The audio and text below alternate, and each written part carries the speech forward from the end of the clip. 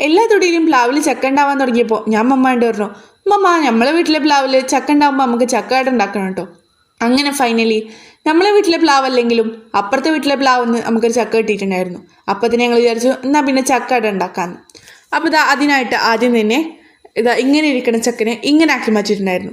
അതിന് വേണ്ടിയിട്ട് ഒരു കുക്കറിൽ ചക്കയും പിന്നെ കുറച്ച് 2-3 അച്ചു ശർക്കരയും ഇട്ട് കൊടുത്തിട്ടുണ്ടായിരുന്നു. ശേഷം അത് പാകമായി വന്നപ്പോൾ അതിലേക്ക് ഉപ്പ് ഇട്ട് കൊടുത്തിട്ടുണ്ടായിരുന്നു. പിന്നെ ഒരു 5-6 ടീസ്പൂണ് അരിപ്പൊടി ഇട്ടിട്ട് നന്നായിട്ട് ഇളക്കിയിട്ടുണ്ടായിരുന്നു. ശേഷം അതിലേക്ക് നമ്മൾ അരിഞ്ഞു വെച്ചിട്ടുള്ള തേങ്ങാക്കൊത്തും ഇട്ട് കൊടുത്തിട്ടുണ്ട്. പിന്നെ വാഴയുടെ ഇലയൊക്കെ വാട്ടിയെടുത്ത് നന്നായിട്ട് തുടച്ചിട്ട് അതിൽ ആ മാവങ്ങ് ഇട്ട് കൊടുത്തിട്ട് ഉമ്മ ഒരു പ്രത്യേക രീതിയിൽ മടക്കിയിട്ടുണ്ടായിരുന്നു. അങ്ങനെ മടക്കിയിട്ട് കുക്കറിൽ വെച്ച് വേവിക്കുക. അപ്പോഴേക്കും റെഡി ആയിട്ടോ. അപ്പോൾ വീഡിയോ ഇഷ്ടമായാൽ ചാനൽ സബ്സ്ക്രൈബ് ചെയ്യാൻ മറക്കണ്ട.